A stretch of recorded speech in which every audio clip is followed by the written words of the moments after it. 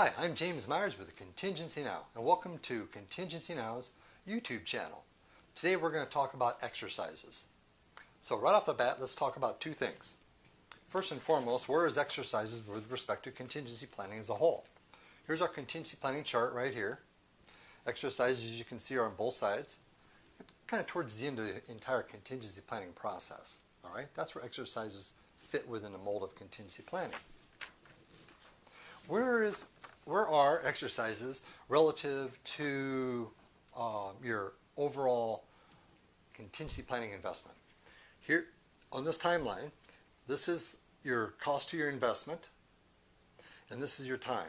And as you'll notice, your planning and activities and all that's already been done. And on the back end, you run exercises and with a continuous improvement program for long term. But you'll notice down here, the expenditure on it, real little. Okay, the value on it, real big. So that's where exercises are with respect to the cost versus time to ownership chart. All right. So why run exercises in the first place? Well, think of it this way. Let me reverse that on you and give you a question back to you. Why would you spend time putting a data backup plan together, recovering or putting your data and your applications and systems and operating environment on tape backup and doing a tape rotation on a daily or weekly basis? Why would you, invest and spend a bunch of money on disaster recovery plans and business continuity plans across your enterprise or on a per department basis and never validate that they even work? Why would you do that? Well, that's why you run exercises, to validate both the technology and the business processes and the knowledge workers, the availability of all that, make certain the stuff works. That the knowledge workers have the knowledge to know what to do, the who, what, when, where, why, and how, of what to do, that the supporting technologies that support your critical and or vital revenue streams or have a legal impact to your business, that the recoverability of those technologies works, okay? And those business processes, that the glue that holds your business operations together works. You want to make sure that those are validated, and that's what exercises do. There are really three types of exercises. We're going to talk about two of them. There's tabletop, functional, and full scale. Today we're just going to brief through tabletop and functional. Full scale is pretty much for government jurisdictions, for people who have a whole lot of money and a whole lot of time on their hands. And I know that you as business owners and myself don't have a lot of time. So the value, once again, of running an exercise is validation. Validation equals value. All right?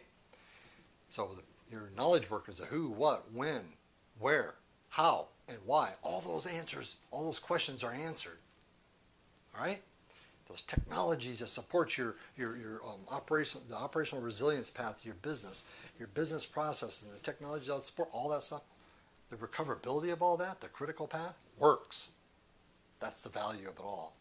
Otherwise, you don't know if it works or if it doesn't work. In the time of need, you'd like to be able to sleep at night.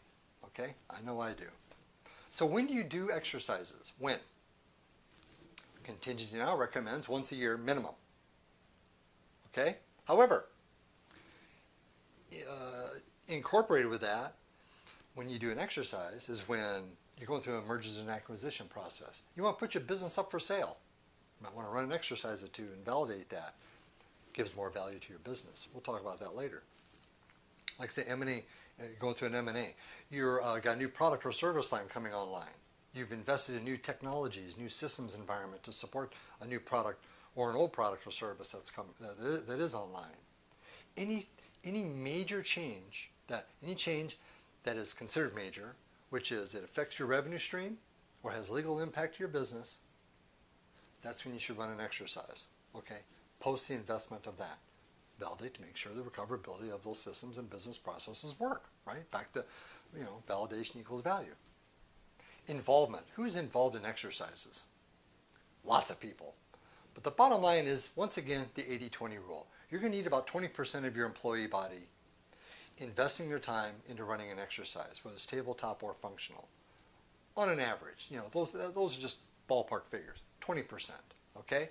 So, if you have 5 employees or 5,000, think 20%. But usually if you only have 5 employees, everybody's involved. But you really do want to have a key decision maker or two, somebody who is a key decision maker within a business continuity team involved, a coordinator of some sort, maybe even a scribe. Well, a coordinator can be the scribe. It'd be nice to have enough people around to have somebody scribe as a coordinator coordinates the exercise. Okay, managers, technologists, those individuals. The type of involvement is really driven by what? The scenario and type of exercise of which you want to run. So let's talk about a scenario. Okay? The number one rule here is make it practical. Be practical. All right? Don't go overboard and have a huge blowout of an exercise that doesn't make sense to your business operations. If you are in a web-enabled business, and if your one of your key business processes and technologies and people that support all that has to be up 724, you might want to be running an exercise against the recoverability of that key revenue stream. Okay, if you're a manufacturer and you have customers, you want to make certain that you can still manufacture, produce, and deliver in a relative timely manner to your customers. You might want to run an exercise against that scenario. All right? So be practical about what type of an exercise you want to run. Don't make it too big, but don't be too small either. All right? Just, you know your business. You know where your key revenue stream comes from. You know the supporting technologies to support it. Run exercises against that and make it better. Now, there's an unlimited number of scenarios with respect to your exercises. Your imagination. Use your imagination. If, let's say, your business is alongside a railroad track, guess what happens along railroad tracks? Right. Derailments. Things happen. They just do. And you don't know what's inside the containers of those rail cars, right? Could be ammonia gas. It could be unknown substances. Quarantine area. You can't get to your business. What are you going to do? That would be a great exercise for you to run because of the location of your business. Not only the type of business you're in, but the location of it. So think of it that way.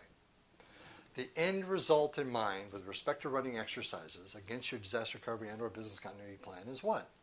Operational resilience. You want to reduce the amount of downtime as you possibly can, as feasibly possible. Because the longer you're down, the more money it's going to cost you. The shorter you're down, the less money it's going to cost you. And that's money in your pocket and money in the bank. Okay? That's real dollars, real time, real money in your pocket. So what you're after here is not only validation equals value, but your value is what? Operational resilience. Be as resilient of a business operations as you possibly can. Can you be 100%? Probably not. There are technology pundits out there that want you to believe that there's 100% availability and uptime, but personally, professionally, I'm not so certain that's true. But regardless, your goal is operational resilience, 100% uptime as you possibly can. That's the goal of having exercises. Functional and tabletop. A tabletop exercise is nothing more than people getting around the table, just like it says, paper records in front of them, documentation in front of them, run through a scenario, make sure everybody knows the who, what, when, where, how, and why of their specific work function as it relates to that tabletop exercise, what they're going to do. So it's really like a knowledge transfer. It's an educational process. It's paper driven, okay? You create a scenario. Everybody sits around the table, and you make the scenario. You can increment the criticality of those scenarios. It can be a very simple one, or you can throw in like, we just lost power for 3 hours, and then at the third hour you realize, guess what? It's going to be 3 days. Okay, so the intensity of that and the criticality of that just bumps way up to here instead of here. Now what are you going to do? So you can do that. You can increase the complexity of your exercises on a tabletop exercise. So it's paper-driven, knowledge transfer, educational. Functional exercises are based on a very specific function within your business. I would like to recommend that you do functional exercises based on practicality. Once again, choose a specific function in your business that supports the critical or vital revenue stream or streams and or has legal impact, and run scenarios against that. Once again, increase the complexity to it as well. But you can also declare in a functional exercise, you can declare a disaster and run through your entire scenario of what people are going to do in case of a true disaster declaration. We've done that for companies before, and it really works well. You can either do it in your production environment or run it against a production application in a non-production environment. Contingency Now recommends doing it either way, whatever best fits your needs. If you can get away with it in your production environment, go for it. But there is more risk to that, of course. You don't want to bring yourself down if you don't have to. So in essence, as a whole, that's where we are with exercises. As a business, you want to run functional and or tabletops. Minimum once a year. Okay? There's significant changes in your revenue stream, a new product or service, you're going through an M&A, you want to sell your business, you should run an exercise or two. Okay? So that's it for today. Our next discussion for next week is going to be return on investment. How on earth do you get a return on investment of contingency planning? We're going to discuss that next week, okay? And that's it for today. I want to thank you for joining us. I'm James Myers, President and CEO of Contingency Now. Have a great day. Thank you.